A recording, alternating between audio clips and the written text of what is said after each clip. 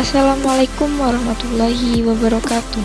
Perkenalkan, nama saya Elimia Septiana, NIM 2153146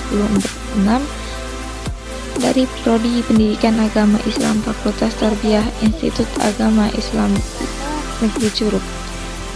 Di sini saya akan menjelaskan tentang menganalisis kesalahan pemakaian ejaan bahasa PUEB pada makalah dengan dosen pengampu Meilani Harfikasari, MPD.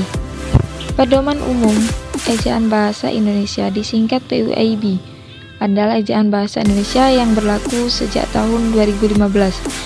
Berdasarkan Peraturan Menteri Pendidikan dan Kebudayaan Republik Indonesia Nomor 50 Tahun 2015, PUEB ini menyempurnakan dan menggantikan ejaan yang disempurnakan EYD.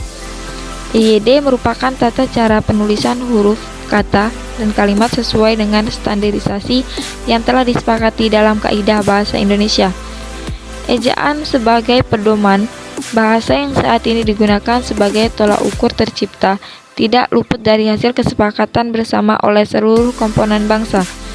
Dalam PUEB, pemakaian huruf abjad yang dipakai dalam bahasa Indonesia yang terdiri atas 26 huruf, yaitu 21 huruf konsonan dan 5 huruf vokal. Semua huruf dapat digunakan secara umum dalam kata kecuali huruf Q dan X. Keduanya khusus diperlukan untuk nama dan keperluan ilmu. Di dalam bahasa Indonesia terdapat pengombinasian dua huruf vokal yang disebut dengan huruf diftong. Pengucapan bunyi dilakukan secara luncur dan tingginya tidak sama. Dengan kata lain, huruf vokal pertama pelafalannya tinggi sedangkan huruf vokal kedua rendah.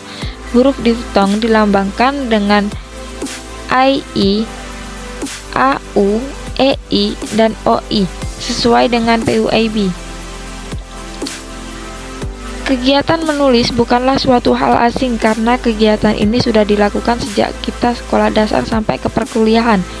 Bagi mahasiswa, kegiatan menulis itu sangat penting untuk menyelesaikan tugas-tugas di perkuliahan seperti menulis karya ilmiah, misalnya makalah. Makalah merupakan karya tulis ilmiah yang dituangkan ke dalam bentuk tulisan beserta penjelasannya dengan memperhatikan elemen pendukung secara ilmiah. Makalah sebagai media komunikasi yang digunakan mahasiswa untuk melatih kecerdasan, ketelitian, melatih keterampilan menulis, dan menerapkan kebiasaan gemar menulis agar mahasiswa kreatif dan menulis karya tulis ilmiah.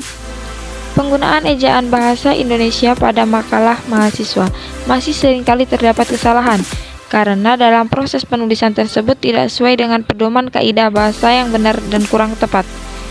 Terdapat beberapa pendapat yang menyatakan bahwa kesalahan berbahasa itu bersumber pada ketidakhati-hatian mahasiswa.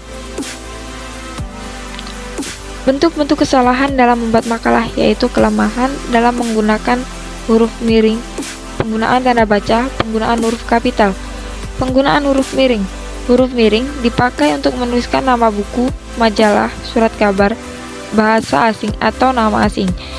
Berikut kesalahan huruf miring yang ada di makalah yaitu karir merupakan pekerjaan dan profesi.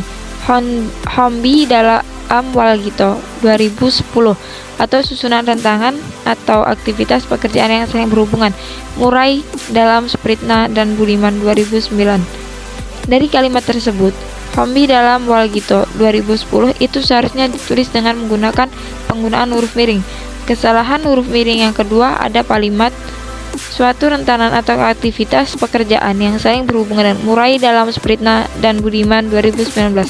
Pada Murai dalam Spritma dan Budiman 2019 itu juga ditulis dalam penggunaan huruf miring. Yang kedua yaitu kesalahan penggunaan tanda baca. Tanda baca koma.